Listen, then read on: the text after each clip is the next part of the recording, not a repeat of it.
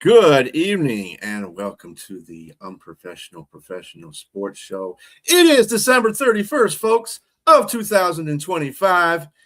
Next day is next year. How about that? Yay. I'm enthusiastic. Yay. Yay.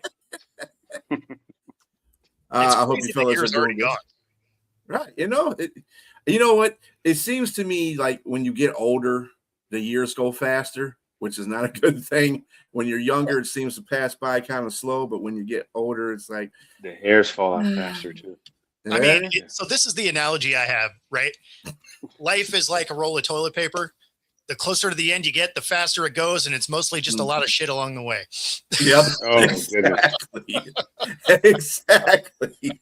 All right. And here we go with the unprofessional. Hey, let's finish strong. And that's right. Yes, that's Strong right. in 2025. Yeah. Let's go out with a bang. Well, hopefully we don't get canceled, but go out with a bang. I hope you Cancel fellas what, are- brother? Right. I hope you guys are doing fine on this evening. A lot of sports, of course, at this time of the year. We have college football playoffs resuming today with number 10 Miami going against number 2 Ohio State at 7:30 p.m. Eastern Standard Time tonight. That's the first of the 4 games that are going to be. Tomorrow is going to be the 3 extras, which is the Oregon Ducks and the Texas Tech Red Raiders, and the Alabama Crimson Tide versus Indiana Hoosiers, and Ole Miss versus Georgia, and the Miami. Oh, we already did Miami. Okay, so that's the 3. And who you got in these games? I mean, there's been a lot of debate. Keith on his other show, he does a college show. He was thinking that Miami might upset Ohio State, but he's a Miami Hurricane fan, so there you go. So Yeah, you got for the I got Ohio State winning that. I think Ohio State's going to win that one. It might be a good game. I mean, but it's gonna... I think the biggest thing, if Miami stands to have any chance in that game, Carson Beck has to have a game in his life. And I think there's some pieces there. There's some run, like they had a really good running game at the end of the Texas A&M game. Like they did a little bit better there. And Ruben Baines was playing with his hair on fire. And I think he's got those short arms, so he's like a Tyrannosaurus Rex on a defensive line. I mean, he's still an apex predator, but he got some baby arms. But he can play. He can play, man. And if he can get to the quarterback, and if they can have a good running game, because I know Ohio State, if we remember at the beginning of the season, Texas ran all over them. Even though they did lose that game, they still ran all over Ohio State, and there's a little bit of a gap there in regards to the run defense. But I just don't see that happen. With that said, I think Ohio State's going to win this game, and they're probably going to win by 1 or 2 touchdowns. I mean, to Keith's explanation why he thinks they're going to win, I mean, he has some good key points on there. Miami has 2 good bookends as defensive ends, really good ones. And that was what happened to them when they played Indiana. Indiana got OSU's quarterback for 5 sacks. Yeah. For 5 sacks, for 5 sacks. And that was like the most he's been sacked the whole. I don't think they've given up a sack, to tell you the truth, the whole season. And he got 5. They got 5 on him in that game. So, and running the ball, I think that's something that Ohio State is weak at right now. They're not a very good team to stop, and they really haven't played anybody that has a good run game. So we'll see. I mean, it's possible. It's like any given Sunday in football. So never know. Yeah. It is that. And if you played them head to head 10 times, Ohio State probably wins 8 or 9 of them. Mm-hmm. So it'll just be if Miami can get it done that day, but Ohio State's the better team. Mm-hmm. Yeah, I agree with you. And hello there, Michael. Happy New Year to you, buddy. We have Oregon versus Texas Tech tomorrow. I like Texas Tech in this one. Defense is just really good. Oregon's. I don't like Oregon. I like the quarterback. I just don't like Oregon. What you guys got on that one?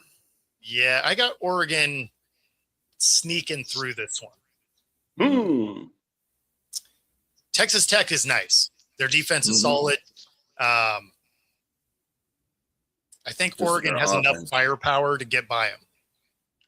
I'm just going to go with the best defense that money can buy, and that is in Texas Tech. They spent a lot of money on that defense. They spent a lot of money on that team. I got them. I mean, they beat the crap out of was it BYU twice? I think, yeah. Oh man, BYU wasn't no punk. Yeah, they're not Oregon. But I mean, you're right. But I just think that Oregon, beat the crap out of a group of 5 team. Yep. I don't know if they're going to do that to Texas Tech. I mean, none of the first round games are you really taking a lot of info from, right? Right. Because you got like legit Power 5 teams, and then you're going against group of 5 teams. You're like, one thing's not like the other. Like, so yeah, you would expect that that first round tends to be some beatdowns. Yeah. Yeah, I mean, if Oregon does sneak through this game, I think Dante Moore is going to be the guy for real getting past this. I mean, he's already one of the projected number 1 picks as quarterback in the draft, even ahead of Mendoza. But if he gets past this, it's definitely going to have to be riding on his arm, I feel. If they're going to win this. Yeah, the offense is going to have to come to life for sure. And feet. Yes. And feet, yes. Exactly. All right, and then we got Alabama going against Indiana. I got Indiana. Alabama barely escaped the last game. I think Indiana's just going to pummel them. I don't know. That's just me. No, I got Indiana here too. Honestly, I don't think Alabama should have been in the playoff to begin with. Yeah, that's the concern. Notre Dame should have been in their spot. But I'm going to say rolled up damn tide because they're going to get rolled up. Yep, low tide. Low tide. Yes, low tide.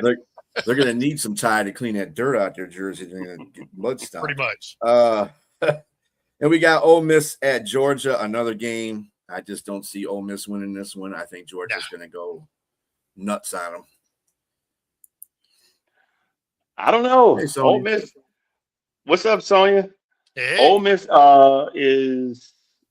they're deep. They're deep in with a lot of good players, but I agree with you. I think it's going to be closer than people think. I think Georgia will squeak by in the win, even as dominant as they've been.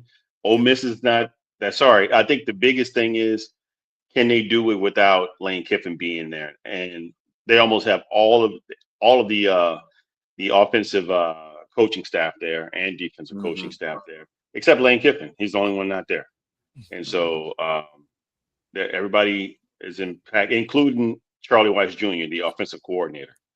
So I think they're going to make it close. Because they got some weapons on that offense, and so they'll make it close. But I think Georgia's still going to win, maybe by 3 or 4. Yeah, Ole Miss is they're a scrappy team, so it's going to be competitive, no doubt. But yeah, I have Georgia pulling this one off too. It's not going to be the blowout that some of the people have talked about, but yeah, it'll probably be like a 7-point game, something like that. All right, and some college bowls that are going on right now. In the Citrus Bowl, Michigan has just scored a touchdown and went ahead of Texas 27-24. Kind of surprised to see that, considering all the things that are going on with the Michigan program. But I guess the kids, are on a different level, so that's a good thing, I guess. In the Sun Bowl, the Arizona Sun Devils are beating the Duke Blue Devils. I should call it the Devil Bowl. Well, the Duke is beating Arizona. I was going to say Duke is ahead. 42-39. And in the Las Vegas Bowl, number 15 Utah is destroying Nebraska 38-14. Yeah. So there you go for the bowl games of today. And shout out to our buddy Tipton. Tipton, yeah, doing the Sun Bowl. Out there working the game. Good job. The Volunteers fall to Illinois, and a buddy of mine is on that staff. And so at the end of that game, right, Illinois, they're on the 6, first down, 2 minutes to go. And instead of just letting them score and getting the ball back, they stuff them and they kick a field goal to lose that game. I think with that amount of time left, because there was like a minute 56 with that first down, just let the guy score, right? You're up by a point. Then you get the ball back. You have one timeout. You have 2 minutes. Just methodically go down and win by a point. But instead, they tried to stuff them.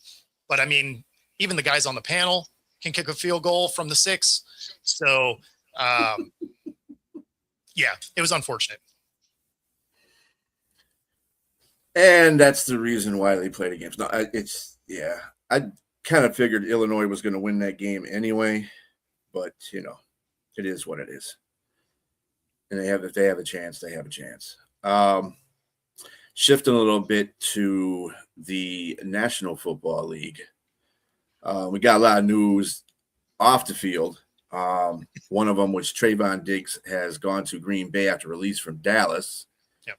As much maligned last season here with Dallas, he's got released. You want to say that it culminated with him not boarding the plane with the rest of the team when they left the Washington Commanders game.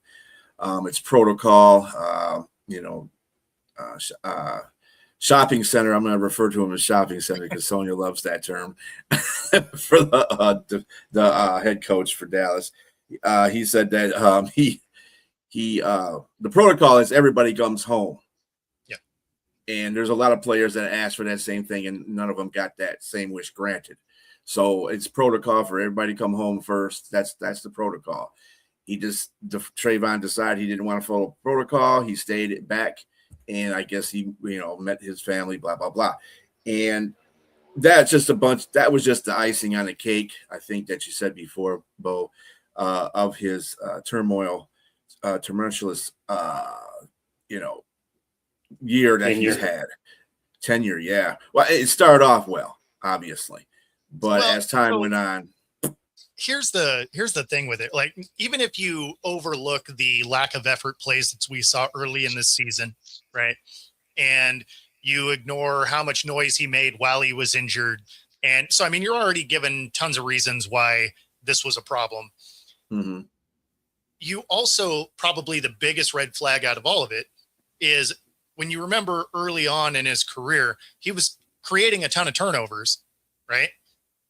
But he was never in the conversation for defensive player of the year because he's not that good in coverage. So you had this upside of him being able to get turnovers, but he gave up a lot of yards and scores and everything, right? So you fast forward to after he signs his contract and he doesn't have those upside plays anymore, but is still a liability in coverage. Then you add lack of effort chasing a play down. And then you add all the noise and getting hurt and then being public about not liking what's going on. And then you, like you said, icing on the cake, you don't come back with the team. And I mean, there were so many things that led to it. And you know how much you have to make a team mad for them to just eat 3 years of a contract you just signed, because his contract goes through 2028. Mm-hmm. So they're on the hook for a cap hit of $97 million. Now, tons of that wasn't guaranteed, but the cap hit's the cap hit, right? So it may not be real money leaving, but it is real money that you can't spend on other players. Yep. So it's pretty wild. And then for them to just out and out cut him, that's even crazier, right? Because that means Green Bay gets to go pick him up. And with the cost of $492,000. Yeah, for one game. I mean, they're going to the playoffs too, so he gets to play a little bit more. But the thing is, there must be some upside, or why would you get him unless you know you can get him for cheap, and then pay him, like you said, $490,000 for per game. It's just Well, crazy. they do have some injuries, so I mean, it's a move that kind of makes sense for Green Bay.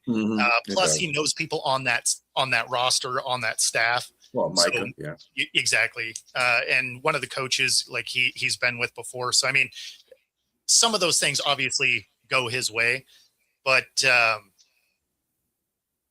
so it could be great. It could just be injecting a cancer into the organization. Yep. Green Bay slowly turning into Dallas. Yeah, right. I mean, if Dallas is cutting you, like, how bad is the situation?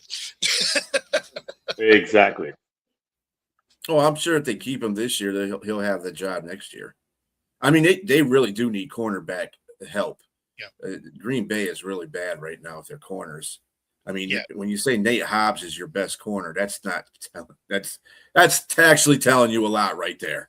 I mean, there's a reason their record is what it is. Mm-hmm.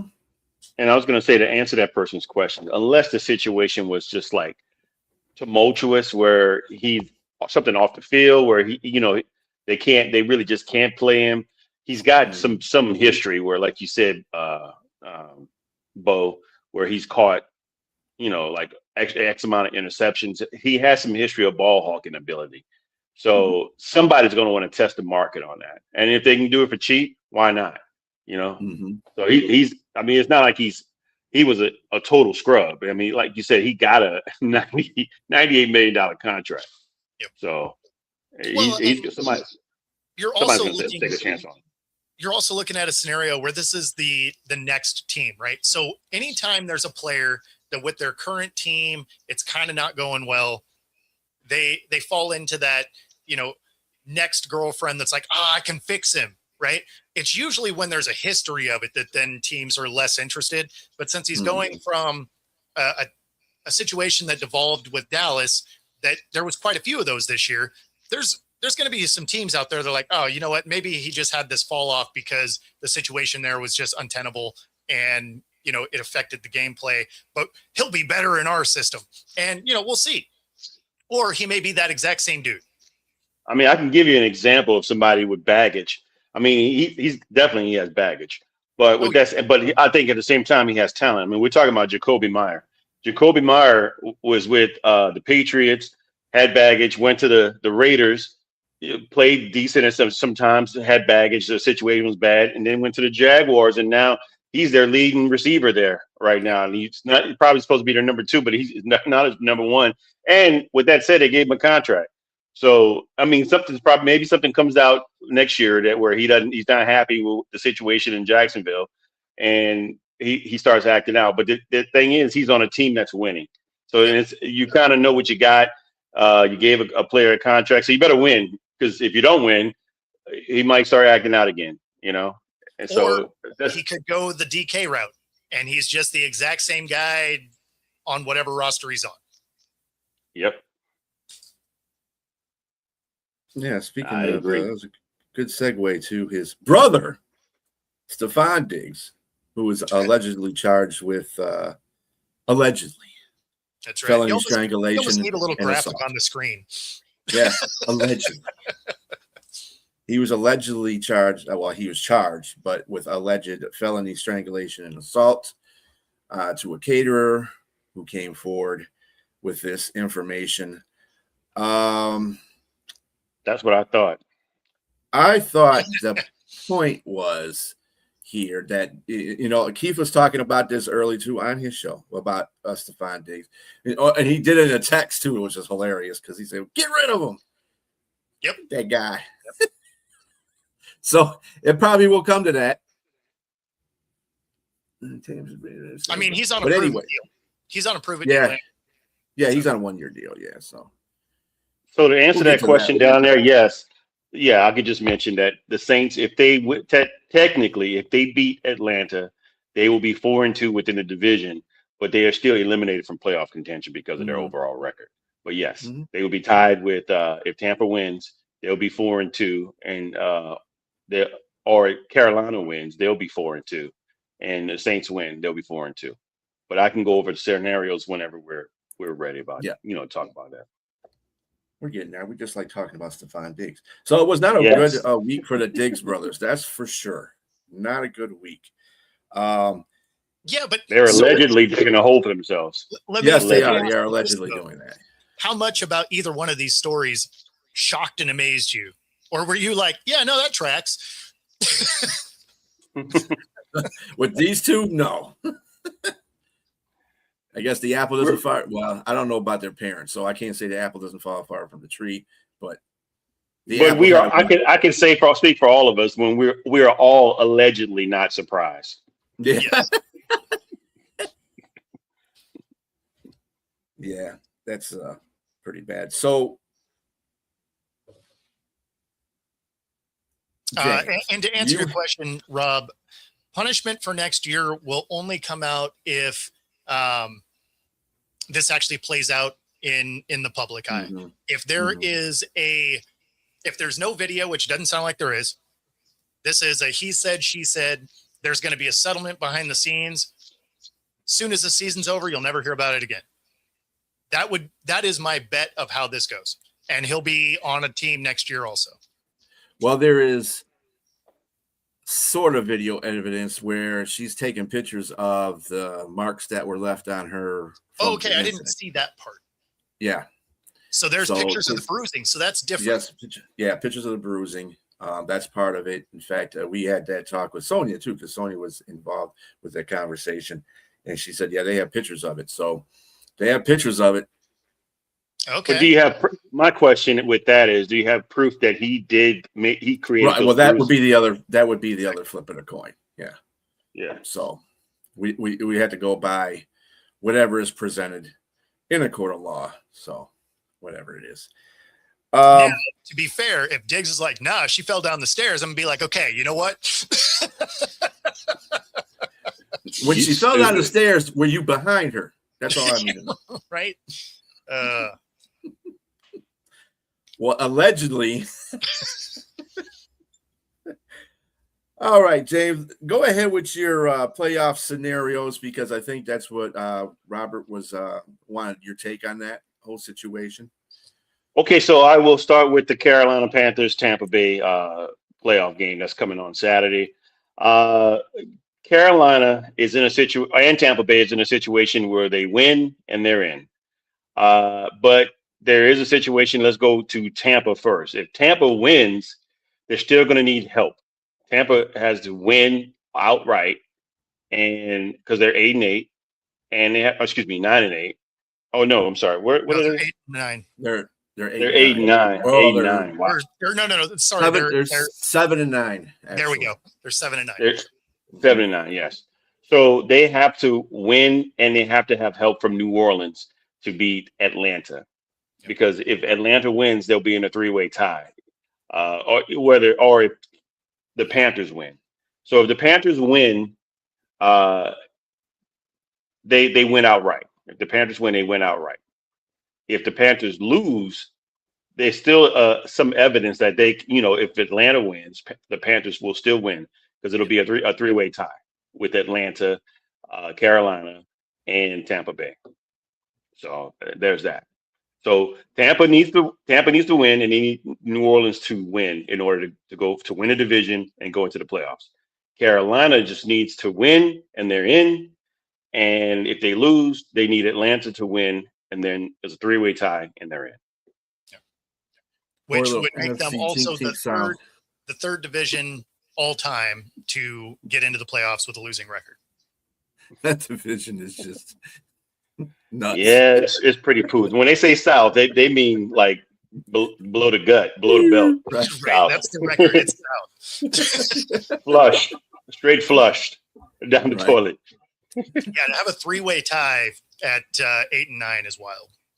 Yes, exactly. Let's go to the AF. Let's stick with the NFC. So NFC, Seahawks. Yep. So the Seahawks are 13-3, and they're playing the San Francisco 49ers. Yep. How to clinch? They need to win or tie, and that's it. If they win or if they tie, they clinch the NFC West and they get the number 1 seed. If the 49ers win, they will clinch the number 1 seed as well, and they will win the NFC West. So it's just winning in. That's it. Win in and get the number 1 seed out between those 2 teams. What's wild for the Niners is if they win, they have home field advantage through the Super Bowl. That's crazy. Yes. So that would be nuts. There's a lot riding on this game. Absolutely. Yep. Let me see who you got. Carolina and Tampa. So I usually try to reserve my picks for either Friday or Sunday, but I will tell you since you asked, because that's coming up Saturday. So I'm going to go with Carolina. I just don't see Tampa Bay to be in a situation to lose all of those games, and then all of a sudden now they're going to win. They're just going to beat Carolina. I just don't think they have it in them. I think, and even the coach Todd Bowles said that they got to be better at the quarterback position. He said that. He's talking about Baker Mayfield. Baker Mayfield has an AC joint injury in his non-throwing arm, but I mean, he's just been off with his receivers, and they just haven't been good in that area. And it's crazy because this guy started off at the beginning of the season on a tear, looking like he's going to be an MVP, and they just fell off. They do, but the receivers are back now. It's not like they, Mike Evans and what's the guy's name? The number 14. What's the receiver's name? Out of Penn State. He has a lot of injuries all the time. Godwin. Oh yeah, Godwin. Thank you. Yes, yes, Godwin. Ibuka, they're all out there, and everybody has injuries. I mean, it's just what it is, man. It's just something's up. Something's up. I mean, line injuries though. Yeah, I mean, Tristan Wirfs is out. But I mean, man, there are other ones out for the hear season. that. My team, New Orleans, has no interior offensive line. The center's gone. I mean, it's just we're still winning. I don't want to hear it. I mean, and we don't have all our wide receivers, and we got like dudes that's like off the streets that have played that scoring touchdowns, man, with Tyler Shutt. So I just don't want to hear that. You just got to figure it out. Like that's the coach. Coach didn't want to hear that. You got to figure it out, man, and try to win. But I don't think they're going to do it though. I don't think they're going to do it against Carolina. I don't think they do either. But for sheer entertainment value, a Saints win and a Bucks win would be hilarious. Oh, you know it. Trust me. just for our group chat. Just for the group chat. That's what I'm saying. I think that would be hilarious. I think there might be a really quiet element within that group chat. Hey, oh my goodness. And for our viewers out there who don't know what Bo is talking about, one of our panelists is a total diehard killer Panther fan. When they say keep pounding, she's got gloves on and she will come at you with claws. The Panther claws coming through the gloves will light you up if you say anything about our Panthers. It was funny though, because there was a lot of talk before that Seattle game, and then it got real quiet in there. I know you're watching. And she's watching. Oh my goodness, boy! She got a file right now, sharpening up those claws. She's just sitting there sharpening the blades. On one of them old school mills, one of them old school sharpeners. You just see sparks everywhere. What? All right, so man, look. Let me see other ways of winning and clinching.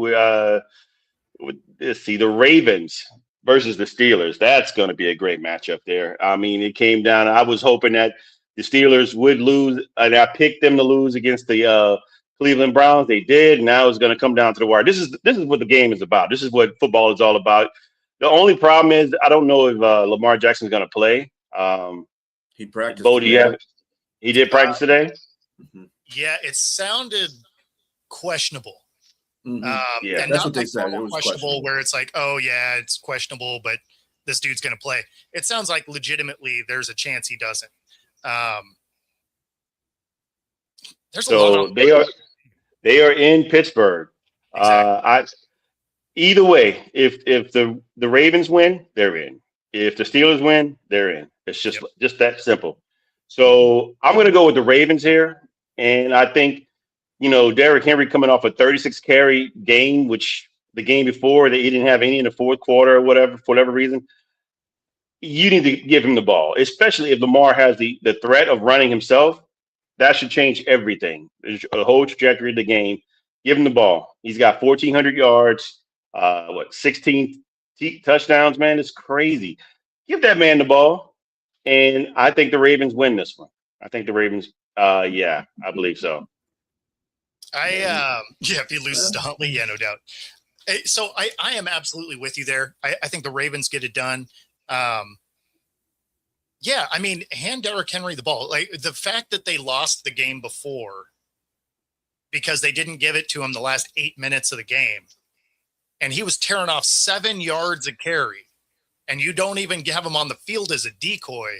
I mean, that was grounds for everybody on the coaching staff getting fired. Like that didn't make any sense at all. So then you give him a whole bunch of carries, and guess what? You win. It's crazy. It's almost like everyone on the planet knows this except their coaching staff. So I would imagine in a win and get in game, they will be run heavy, especially against a defense that isn't particularly good, really expensive, but not a great defense. I think they win that. And then the first round of the playoffs, they abandon the run. Like they usually do. Yeah. Yeah. Like the last 3 years in a row. Yeah, I just everything's kind of piling on Pittsburgh right now. Losing Metcalf is one thing for his idiocy, but then they have their rookie tight end. He's not going to play either. The big boy, he's not playing. So that's to me that's really a loss too for their offense. Mm-hmm. So and they didn't look very good when they played Cleveland either. I mean, Cleveland has good defense, but it was like Rodgers couldn't really find too many people out there. So, but that Metcalf punch is going to be talked about all next season in the offseason.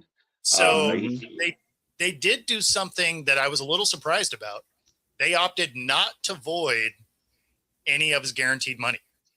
So they are showing their faith in DK of, hey, all of that guaranteed money that we could take away, we're not. And so, so to answer your question there, Rob, their plan is to move forward with him. So, I mean, we'll see. But they can, I mean, when you said not to void, meaning they're still going to play him and pay him, but they could take it away if something else happens, right?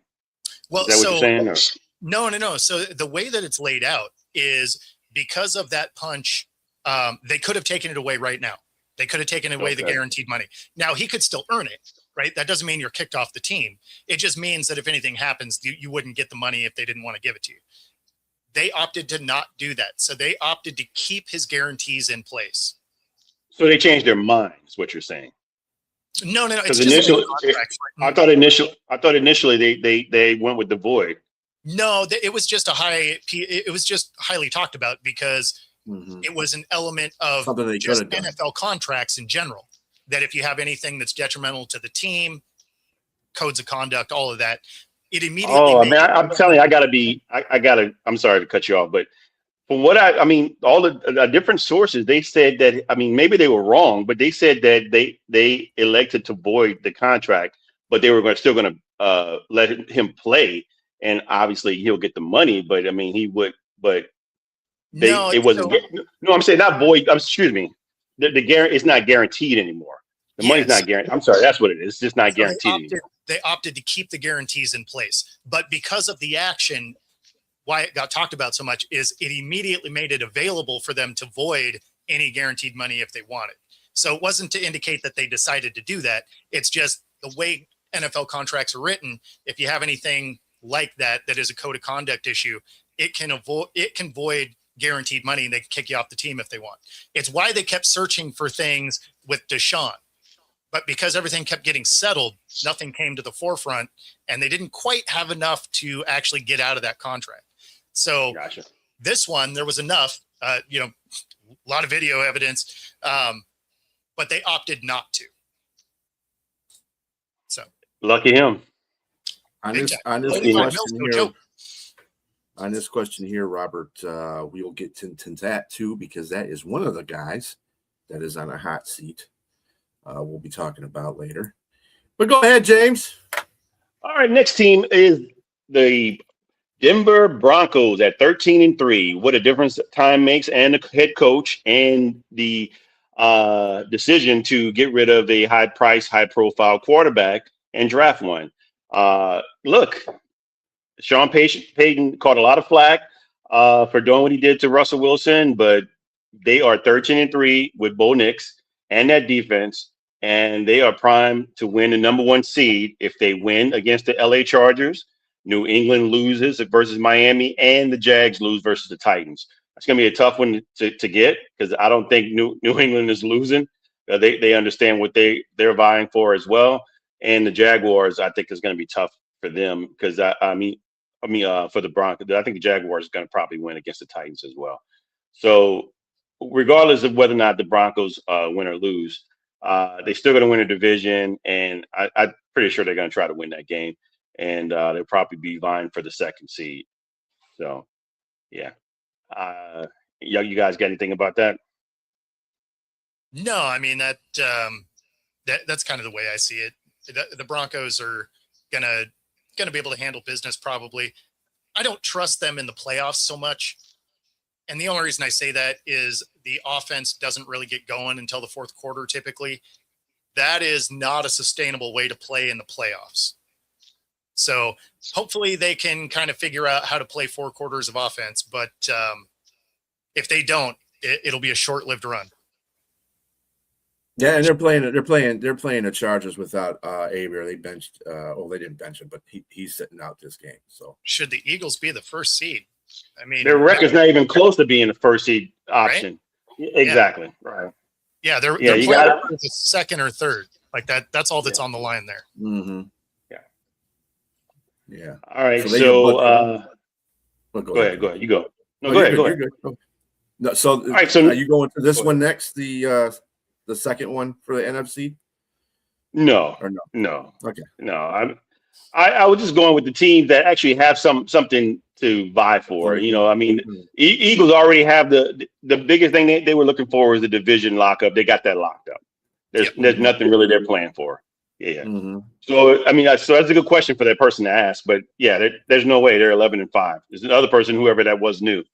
So yeah, Houston Texans versus the Colts. So they're trying to clinch the AFC South, and they get it with a win and a Jags loss. So if the Jags lose and they win, they get the AFC South title, and vice versa. The Jags are 12-4, a win and a number 1 seed for them.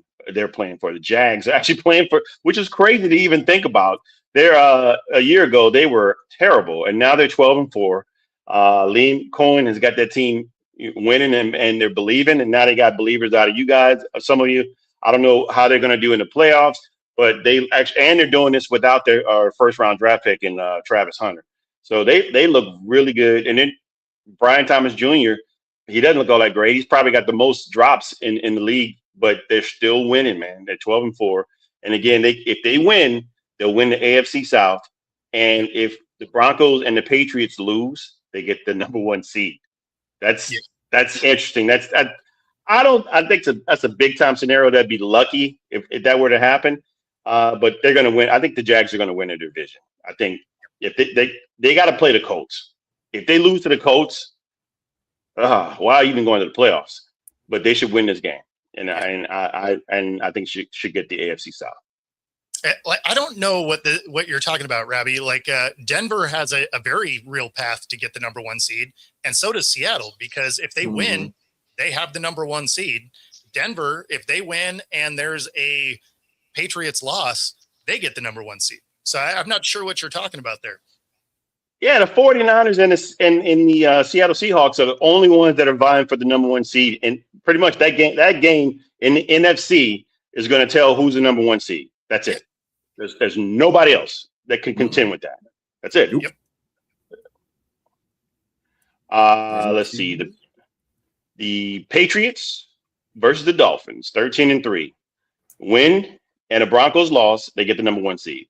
the Broncos lose, they get the number 1 seed. If they win, they already got the division sewed up. But pretty much that's it. They're trying to clinch the number 1 seed. I think they're going to win, but I don't know if the Broncos lose. I think the Broncos are going to win their game versus the Chargers. But, yeah, me too. Yeah, it's just what it is. How about you, Bo? I mean, not Bo, but B. Striller. Well, I don't see the Seattle-San Francisco game is going to be a little bit more difficult, I think, for Seattle to clinch the number 1 spot. San Francisco's playing. I don't even know what they're playing on right now. Somebody's got to test the water there because I don't understand how they're winning all these games. But it's amazing for them. But I like Seattle. Seattle's got a really good defense. I mean, a really good defense. Mm-hmm. And, yeah, I know Bo points out the shortcomings on the offense, but I feel that if you have enough, you can churn up enough offense to beat that deep. I mean, you got to remember something about San Francisco. Chicago was moving up and down the field on that defense with ease, pretty much. So I just got to point that out because, everybody says, oh, the defense has been winning them games. Not that game. It was the offense that won in that game. They got lucky on a stop, and Chicago had to kick a field goal, and that was the difference between because that was you had to score touchdowns in that game. You couldn't score field goals. Well, and that's actually why I like Seattle in this game is Sam Darnold struggles when there is a real pass rush. And that's the one thing San Fran doesn't have. Once Warner and Bosa were done for the year, they just didn't have I mean, if you look at their numbers after those guys went down, they're roughly, I think they're like 23rd at pass rush, which is terrible, right? Now, the rest of their team is playing lights out. Their offense is playing off the charts. Seattle has the number 2 overall defense. So, we'll see what that looks like. But the fact that there's not a good pass rush really falls into helping Darnold out. And that's why I think Seattle can get that one done. So 2 injuries here I want to know about are players specifically for each team. Yeah. For the Seattle Seahawks, Rashid Shaheed, his status. Is he back or is he not back? He is not. He is not back. And the fact that this is a Saturday game kind of goes against his ability to get back, which is, it's unfortunate on the offensive side. It is a huge hit to their special team. Yes, exactly. What about for the 49ers? What about Kittle? Kittle also sounds like he may not make it back. So there are 2 heavy hitters on those 2 teams that are likely to miss this particular game. Yeah, Denver. Is this the same person? 13-3. Yes, 13-3. Yeah. So the fact that you're asking about the record makes me think that you're not really watching football too much. Or you're not typing in Google. I mean, what's going on here, man? What?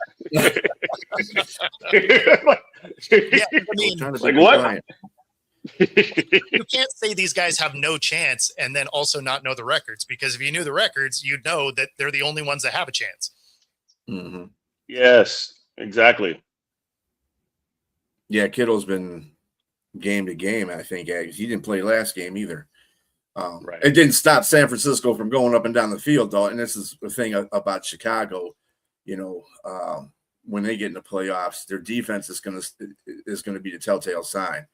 Like I said, turnovers are good. They did get a nice pick 6 off of Purdy, but Purdy just still running up and down the field on them, and they were moving the ball with little or no effort. And I think that's Chicago's defense is just not that good. Yes, but that game came down to the wire. I mean, to the last play in the end zone. I mean, I just think that they're playing, like you said, I mean, check the water, but I mean, 49ers are really playing on, like, they're just playing. It's like, to me, they're just like termites right now, holding hands in the house.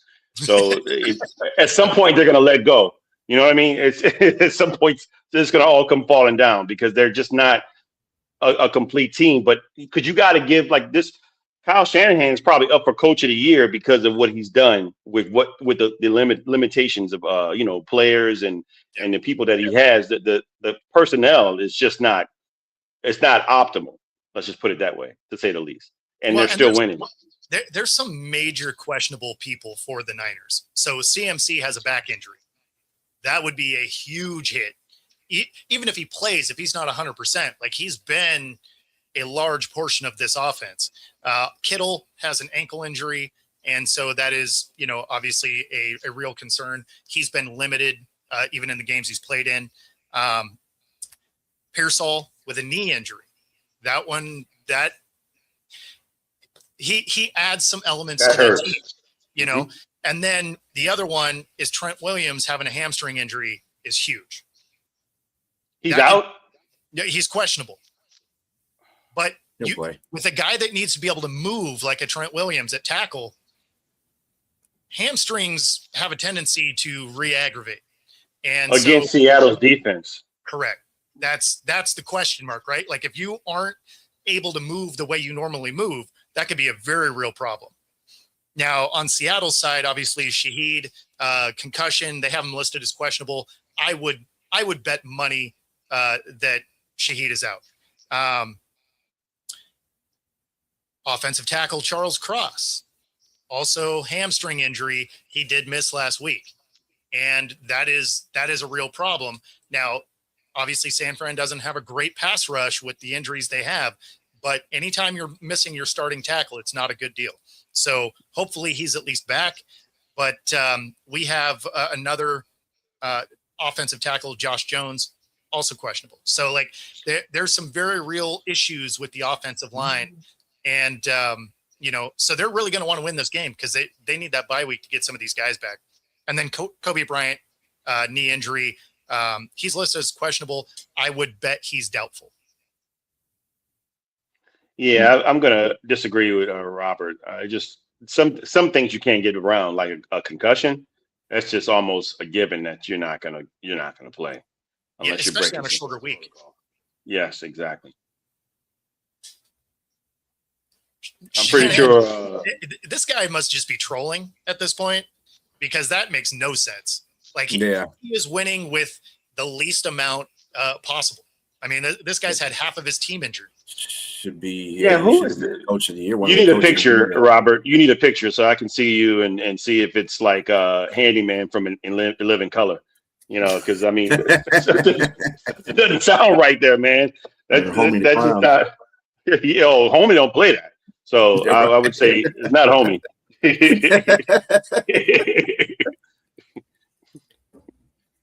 That's goofy take. Yeah. So those are all the clinching.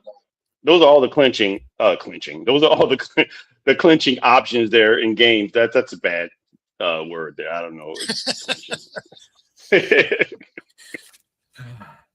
Maybe never mind. Yes, exactly. I was going to go somewhere else with that one.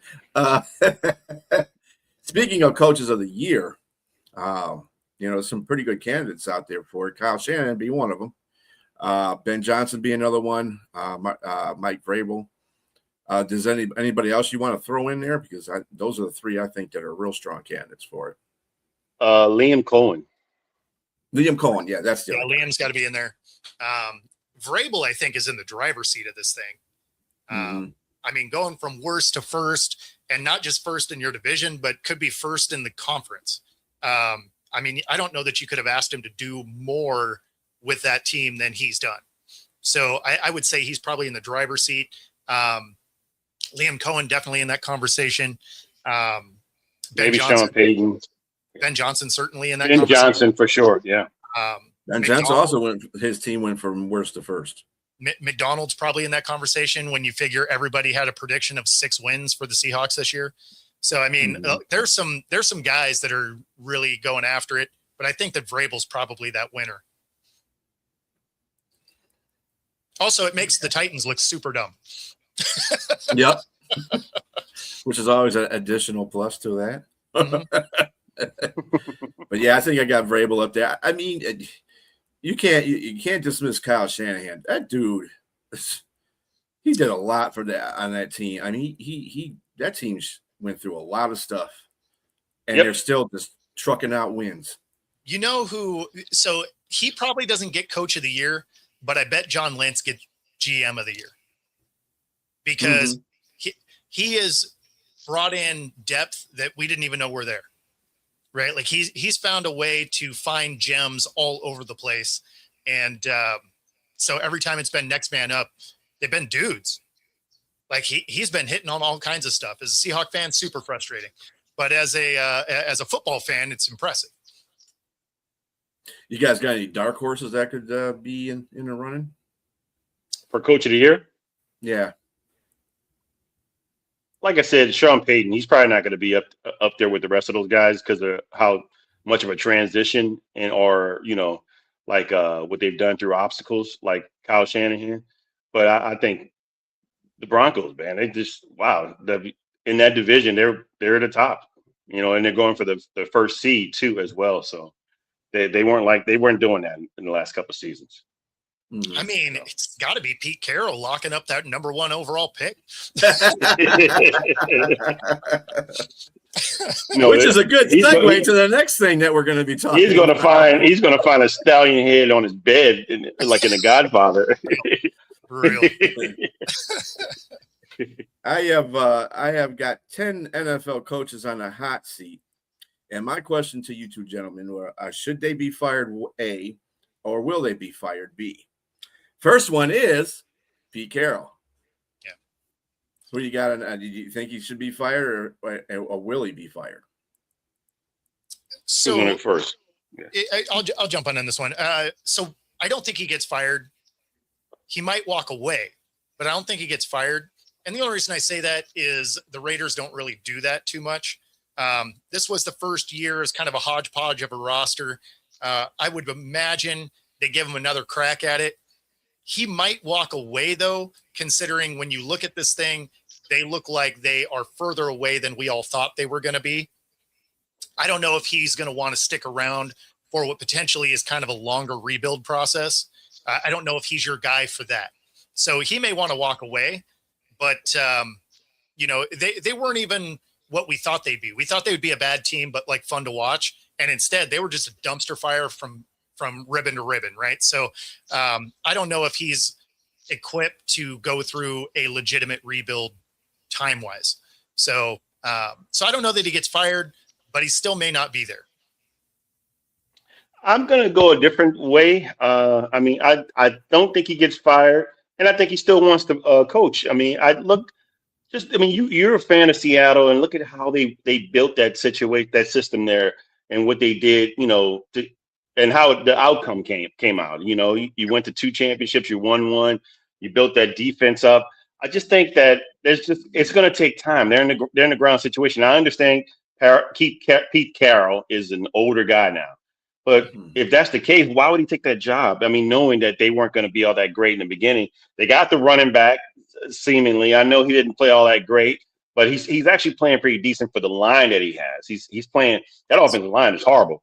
And I think it's not like Geno Smith was some scrub in Seattle. He wasn't. He was actually a really good quarterback there. And so I think a lot of this is based off of that offensive line and how bad it is. It's just really bad there. They need to shore that up, get that offensive line straight. That Raiders perform too, because that defense is better than they looked. Yes, exactly. I think so. And I think a lot of injuries hit everybody, but that offensive line is the biggest thing. And you didn't have a good wide receiver core there. You got excellent tight ends in Meyer and Brock Bowers. And 2 first rounders back to back. Yep. If you're going to keep those guys, man, you got to make sure that you can have an offensive line so a quarterback can stay up on his feet and throw the ball to them.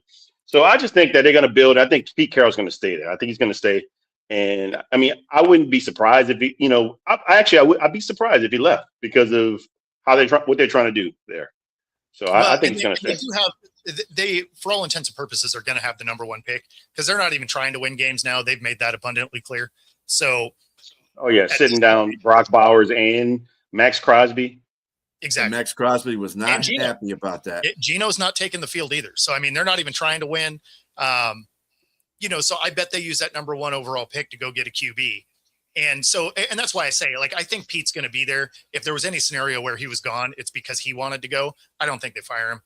But I agree with you. I think he wants to coach as long as it's going to be a faster turnaround. Yeah, I'd say he should be fired, but they won't fire him because I don't see too many teams firing. You got to be really terrible 0-16 or 0-7. I mean, go 0-17. That's the only time I would basically fire a first-year coach. They just were really that terrible. But yeah, but you don't think he's earned the respect to not get fired? You don't think he's earned the respect to not get fired? That's what I'm saying. He won't be fired. Yeah. And realistically, he won't be fired. I think he should, because he's not doing. He's actually made the team digress. They were actually better last year, and they were this year. They were better with O'Connell. Yeah. So I mean, it's the one thing that's different about this scenario than coming to Seattle is when he came to Seattle, he was coming directly from the college ranks. So he was able to get low-level guys later in the draft that he'd seen, had better information on than just like normal scouts and stuff. So that's where they had such success when they started, and it started to trail off as more time went on because he was getting further and further away from the college ranks. He's not going to have that benefit going to the Raiders because he didn't have those years going into that job, right? So I don't know that he's going to have that same jump that Seattle did with him, but I mean, he's a good coach. So, but we'll see. We'll see what happens. The next coach on the chopping block is Raheem Morris for the Falcons. Should they be fired, or will they fire him? Go ahead, James. That's coach right in your own division there. Well, let me say, Arthur Blank was on the field Monday in the second half of the game. He's like, "You better win, coach." That's not, and that, to all you out there, that's not what he said to the coach. So don't go out spreading rumors. But that's the look that he had. Allegedly. Allegedly. So when he comes down out of the box and he comes on the field, it's usually when they're not winning. And they won by the skin of their teeth, literally, with the last-minute field goal. And they had an opportunity. The Rams had opportunities to win that game. So if he loses against the Saints, I think that they go a different direction, and they may keep the offensive coordinator and promote him, and Zach Robinson. That's the way I think they would go, because I think Zach has shown some things that he can improve, that he's improved as an offensive coordinator, but a lot of issues are that you're going to, unfortunately, you're going to base on the head coach. You're going to put it on the head coach. And I think there was a lot of issues that they should have won a lot of close games. And it seemed like a lot of mismanagement. And I just got to blame the head coach. And I think he gets fired if they lose this next game. Yeah. I mean, I don't even have to go into too much analysis on this. When you watch what he's done over the last couple of years, he's minimized the talent. He hasn't maximized the situation. He has minimized even utilizing the talent on the roster. So there's definitely a strong case for him to get fired. Yeah, there you go. I love that. It shine like poop covered penny in a Creektown gutter. Yeah, that's pretty much what the defense is from Michigan right now. Hey, Joe. Happy New Year's. Oh, yeah, by the way, Sonia just texted me. She's like, I wish you guys would. I said Happy New Year, you guys. You just said hello to me. Oh, fine. Happy New Year, Sonia. We got to make sure we say Happy New Year's to you, because Well, and of course, Joe is in Italy, so it's already New Year's for him. Oh, yeah. Happy New Year's, Joe.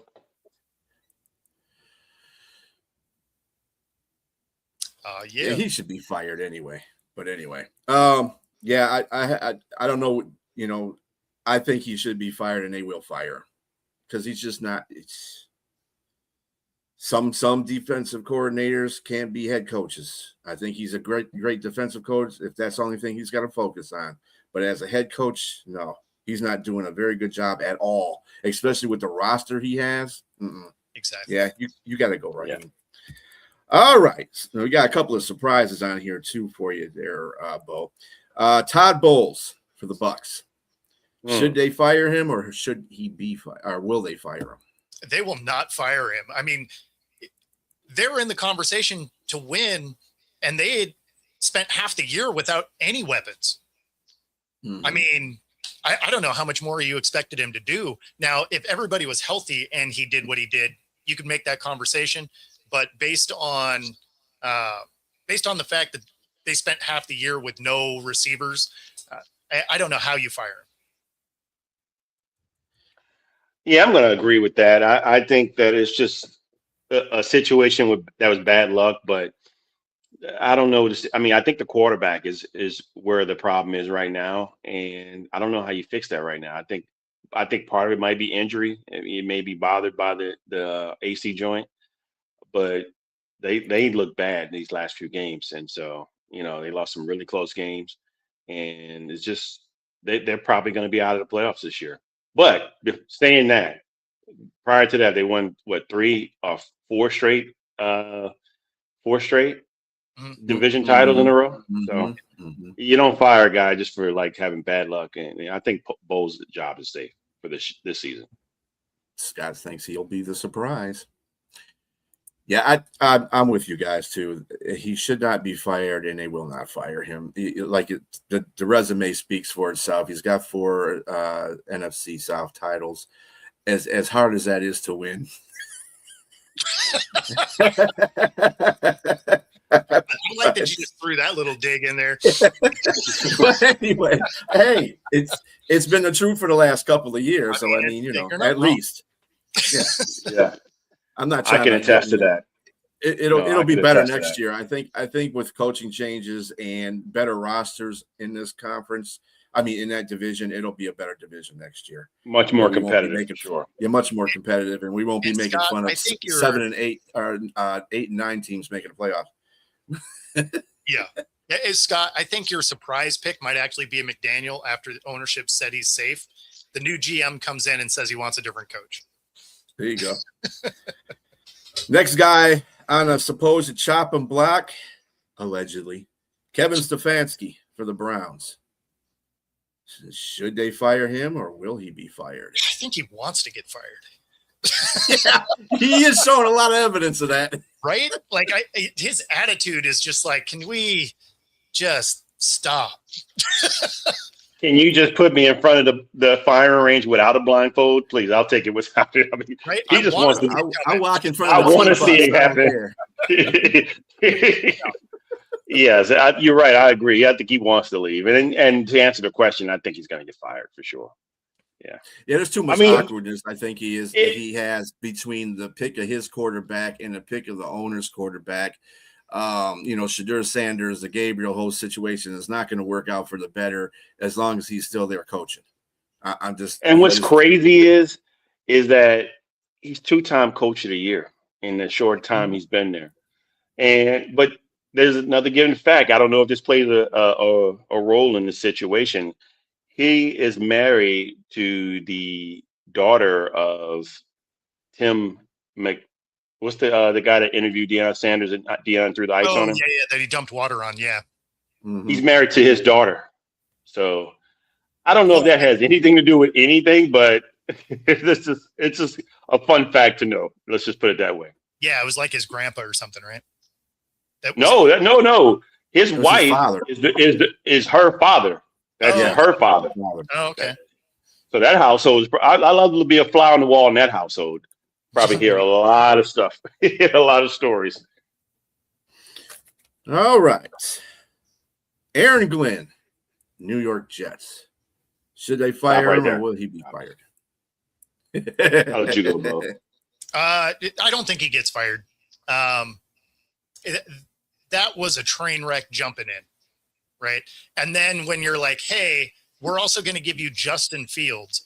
We're going to bring him to a team that has no history of cultivating talent, especially at the quarterback position. I don't know how you expected to do a whole lot. So I don't think he gets fired. I think he's gifted a little bit of time. Mm-hmm. He's got. And by the way, over. And by the way, by the trade deadline, we're going to trade 2 of your best assets on defense. Exactly. Yeah. So you're good luck with that. Go win some games. I think Garrett Wilson was a healthy off season, I think he keeps his job too. Yeah, I do too. First year coach. He doesn't have everybody on there. And like I keep trying to tell people, like Jack, for instance. The Lions were 13-1 when Dan Campbell first took over. Yeah. But you got to have a vision in seeing that. See, I don't know about the Jets front office compared to the Lions front office at the time. This is the only thing I'm kind of worried about, because I don't know how good their scouting talent's going to be and their drafting talent when they have, these number one picks. But next guy, Mike McDaniel, just mentioned him for the Dolphins. Yep. James, go for it. Saved by the skin of his teeth. I think he's gonna keep his job, just barely. Yeah, I think. I mean, I think he's done enough at the end with the guys that he has. I think he's just done just enough just to keep his job for another season. The seat's gonna stay warm, but he'll ride that warm seat all the way through the next season. Yeah, no, I'm with you there. Like, I think he did just enough down the stretch here that he showed life in the team. The team showed fight, that they weren't giving up, that they were still about their coach. They lose Tyreek early in the year. There was a lot, Tua just not playing particularly well. So I think there was a lot of things that started to go his way as far as keeping him there. Then they get rid of the GM finally. I think that's what really solidified his ability to stay in that job, unless the new GM is like, hey, I have a guy I want. That'll be the only way McDaniel goes. If the GM coming in likes him, I think he's fine for at least this next year. Yeah, I think he's going to stay, just based on how the front office is moving right now. Give him that chance. Zach Taylor for the Bengals. Now, he is under contract for another 2 years, keep in mind, but he doesn't have good starts. Of course, his quarterback's been hurt for a couple of those seasons, 3 of those seasons, actually. And they did get to a Super Bowl. But even with Burrow, they weren't moving the needle too much. I mean, they had that one good run, and then it just flattened out. And it's not just his fault either. I think we've had conversations about that. The fact that the front office is not putting players in there to effectively have a good defense. And they're not spending the money where they need to be spending the money at on that team. But maybe it's just the fact that maybe they just need some new, refreshing, offensive-minded coach as a head coach, and that's the reason why he's on that hot seat. What do you think, Bo? He's a coach casualty from bad GM work, right? I think the GM gets fired and should get fired because they're the ones that do all of the defensive signings, all of that, right? Like, they're the ones that bring the talent in. Coach has very little to do with that. So he probably gets fired as a result, just because they've wildly underperformed. But I don't really feel like it's his fault. With that being said, I still think he gets fired, but I think he's one of those guys that's fast-tracked to another job, because I don't think it was necessarily his doing to make them as bad as they are. So, like the hot boys of Cash Money, the block is hot. So that seat is hot. So I think Zach is gone, man. And like you guys said, it's really not his fault. But somebody's got to fall on the sword. So it's probably going to be the GM and the head coach, and they're going to just come in with something new, especially if your quarterback's not happy. It's just time to separate and get a whole clean slate and get a new offensive coordinator, get a new head coach, get a new GM, start from scratch. The only problem is you better know you have a good replacement for him to come back in, because you got a loaded offense and a terrible defense. So you got to have somebody that knows what they're doing. I mean, I don't think he should be fired at all. Just to get that straight. I think for sure, the offense he's the play caller, and their offense, as long as they're healthy, they have a chance, because they're going to try to put up 35, 40 points a game. Yep. But man, again, not inspired. Joe's just coming off an injury, and the defense is terrible. It's just not a good situation in Cincinnati. No, and I'm with you. I think their GM should be fired and Zach should be fine. It's just, when you watch what happens in the league, most of the time, if the GM gets fired, everybody gets fired. Yep. So maybe that might be the course they're going to take. If they fire him, they're going to fire the GM. Yeah, I would hope so. Yeah.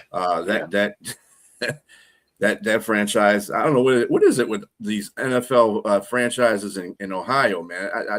Is it the water there? I don't know what's going on. Anyway, next guy, another AFC North guy, John Harbaugh, for the Ravens. What you got in this one, James? He is sure making a case for himself. The fact that he cannot figure out how to use his team's strengths in the biggest moments, I don't know what's happened over the last few years, because he's largely been one of the most consistent coaches in the league. But over the last few years, when it's come down to when it really matters, they have the best running team and they abandon the run completely.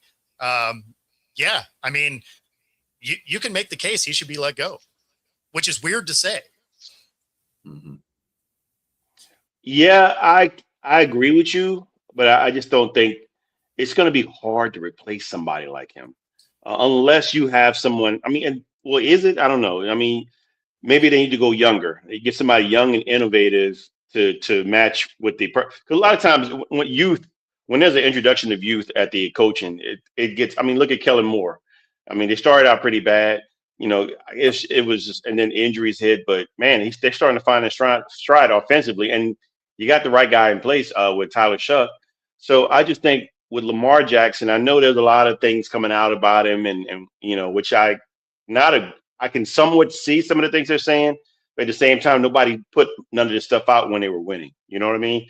Everything comes out when they're losing, and so it's just and so all this stuff comes out when you're losing, and you're blaming the quarterback, but the quarterback didn't fumble the ball in key moments. The quarterback didn't not catch the ball at the end of the playoff game against Buffalo. I mean, he may have done some things, but I mean, it's not, let's not put everything on him, but that's just what it is, how the game goes. When you're not doing well, they're going to find some things about the quarterback and they're going to start blaming him. But I think Harbaugh and Lamar Jackson, if they could figure their situation out, and winning cures all. They have an opportunity to win right now. He doesn't get fired if they win this game against the Steelers and they make a run in the playoffs. So, but like you guys said, he's done some things that's questionable that could get him ousted. I think he stays. I do too. I do think he stays. Yeah, I think he stays too. Although I think that it's time for a change of scenery for the Ravens. I really do. He has been doing some questionable stuff over the last 4 or 5 years as far as the play calling and situational football. It's like, dude, what? And the whole thing with the running back situation, I don't understand that either. But yeah, I think he'll stay. I like this. I like this Rabbi person's comments because they are I'm just not off even the wall. Right. Would fire like Dan Campbell? You're out of your mind. He's the only reason they've had back-to-back double-digit winning seasons in their entire history. I don't know how you do anything like that. And then fire Howie Roseman. He's been the most consistent GM in the league as far as bringing talent in the door. I don't know what you're talking about, man. Yeah, he's trolling. All right, another AFC South guy, Mike Tomlin for the Steelers. He's also under a 2-year contract. Got 2 years left on his contract. Go ahead, James. Look at his I think he's frozen. Uh-oh. I am, man. Hold on. It's actually the right face, though. I like it. Yeah, get rid of the other one. Before and after. Yeah, man. I'm still. Hold on. You're good. I can hear you. It hasn't eliminated itself. Echo. You're good. Okay. You're probably hearing it through yours, but I don't hear it. Yeah, I am. I don't hear it on mine. Okay. Well, Mike Tomlin should not be fired. I think he should retire. It's just time. It's a situation where the relationship it looks like he's just tired. There was no good moves outside of Aaron Rodgers to help this team to be, relevant. So I just and then even with offensively when they were doing better, they're just like a 9-8 team that gets ousted in the first round. Hey, the standard's the standard. They're going to be 9-8.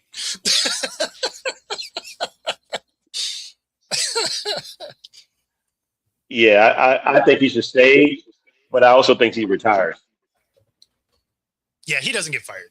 He doesn't get fired. First, the Steelers don't do that. Like they're not ones to fire people early. And I mean, you're right there in the conversation for the division. It is going to be 9-8 again, which is hilarious. The consistency that he has. But yeah, I don't see him getting fired. Yeah, I don't see him getting fired either, just because it's the Pittsburgh Steelers organization. They don't do that too much anyway. And then you can't really, I mean, we can sit here and Pittsburgh fans can say we need to get rid of Tom because I'm getting sick of having winning seasons and not having anything more than that. Yeah, but that's what I hear from a lot of. Yeah, because you might get worse. Yeah, true. And he's not had a losing season. You can't argue against that. You cannot argue against that for keeping him. So, yeah, I think he's relatively safe as well. And last but not least, Jonathan Gannon of the Cardinals. Fire him today, yesterday, 6 months ago. I'm going to give him the Emperor Gladiator. He lives or dies. You're not even waiting for the crowd. You're just like, nope. We're just doing this on our own. Hey, I don't care what the crowd says. You're out. Yeah, no, Gannon. What's up, Will? Yeah, Gannon should be gone. They haven't shown any ability with the roster that they have to win, and they're good enough to win games. They're not winning games, but their roster's good enough to win games. Yeah, I mean they had a good roster last year, and they just added on to it this year. Yeah, and it's a better roster, so they should be doing a lot better, and they're not. It's kind of like the Raheem Morris effect. You got the talent on you, you're just not winning. So well, yeah, I mean, should be gone. And some of it is definitely falls at the feet of coaching. I mean, think of how many games that you had Marvin Harrison Jr. that was putting up points and numbers in the first half, and then they just didn't use him in the second half. And then you end up with Kyler Murray saying, it's not my job to get him the ball. And it's like, oh, man, I feel like it kind of is, though. Like, I feel like that's your whole job as a quarterback is to get dudes the ball. Wow, that's kind of strong there, Joe.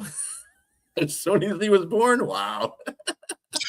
Man. Wow. Because he's cheeks. Because he's cheeks. Yeah. Yeah, I mean, they haven't had a coach that's worked there since Bruce Arians, though. True. Well, what's the coach that went to USC? No, he was the offensive coordinator with Washington. Yeah, it's Kingsbury, but he didn't do a good job there. He didn't do a good Yeah, job. no, you're right. Yeah, he didn't have one season where he was good. Well, I mean, they start off. The thing with Kingsbury is he started off season really good, and then they just flopped near the end of the season. Yeah, they were like 7 or 8-1 to start the year, and then they missed the playoffs. Like they completely fell apart, and then they didn't do anything after that. He gets fired, and then does some weird stuff where he went like, overseas, and I know it was kind of a bizarre path, and then goes to Washington, and then you get Gannon in there, and he's done absolutely nothing. Yeah, you're right. Gannon is pretty bad. The Cardinals, the year that the Rams went to the Super Bowl, actually Arizona was leading that division most of the year. And they just made like a chair and folded at the end. It was bad, and if they had to play the Rams, in one of the playoff games, and I mean, they were destroying Kyle Murray back there. I was like, he was running for his life. He didn't want to be playing football at that point. Maybe that's what made him go play Call of Duty.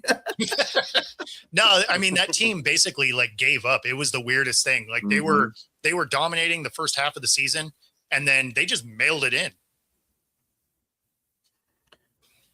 Well, on that note, that is all the coaches that we have right now. That we'll probably have a surprise or two, I'm sure, on Monday and thereafter of what coach actually gets fired.